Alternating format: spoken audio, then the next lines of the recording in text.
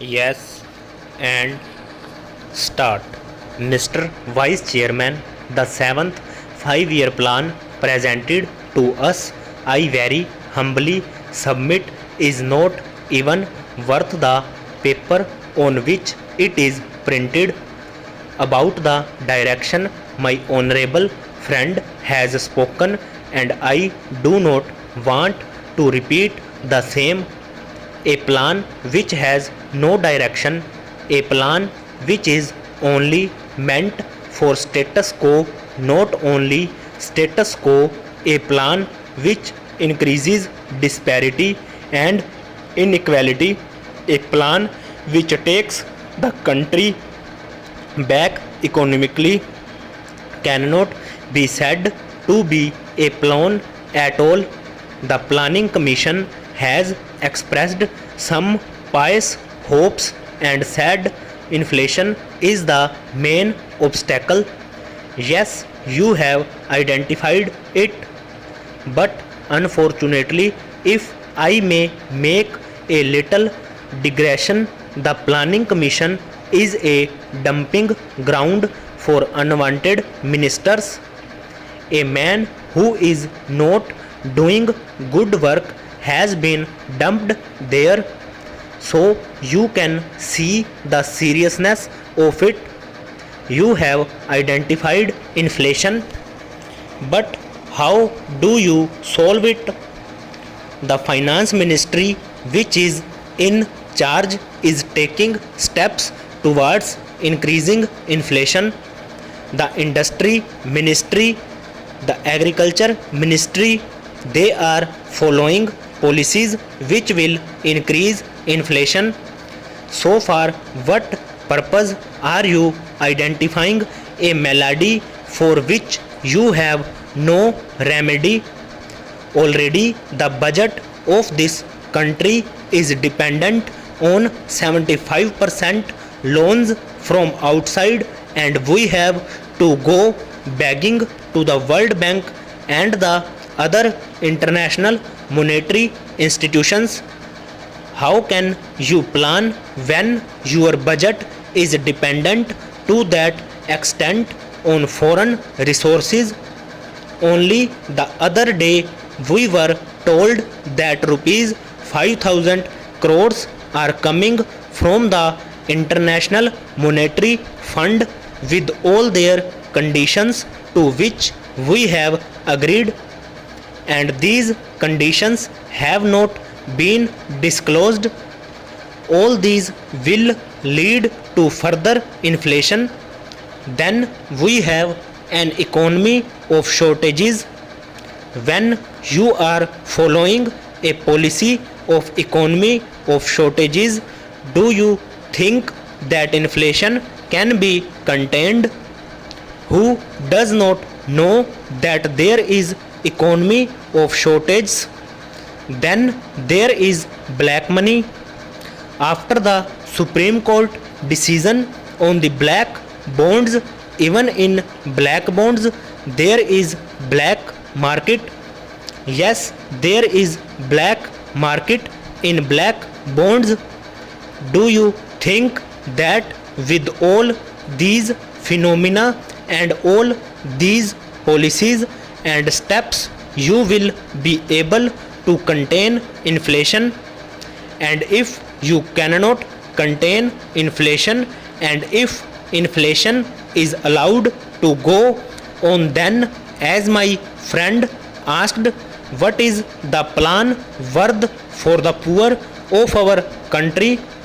My friend said that today it is 37%, and I say it will go on increasing. In the industrial sector you have put some targets, but what is your industrial policy resolution of 1985? Your industrial policy resolution provides for automatic expansion, regularization of excess capacity, and export oriented economy. Tell me, Mr. Planning Minister, with all these policies you are following? Do you think you can achieve your targets? Can anybody plan with these policies of automatic expansion? I would like to have an answer to this from the planning minister when he replies to the debate. If there is automatic expansion, where is your target? If there is regularization of excess capacity, what will happen to your target? With an export oriented economy, how can you plan? That depends on the vagaries of international supply and demand position, and to a certain extent international political situation. How can you forecast these? Now come to agricultural sector. After you have completed the 6th 5-year plan successfully, you are going in for massive import. What will happen to your target in this sector? In the plan, where is the provision for flood, drought and other vagaries of nature? The whole Gangetic plain is floating on water. It can be turned into the world's bread basket. But how can you do it with the priority you have given for irrigation? If you have a plan to tackle this region, then you would have contained drought to some extent. Coming to flood, you have a flood committee report.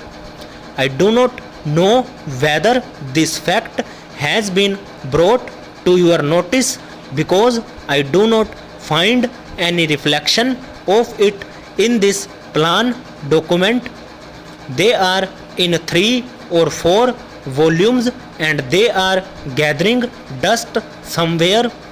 Not a single thing has been noted from them, nor is there any direction to implement the programs or to do anything to control the floods.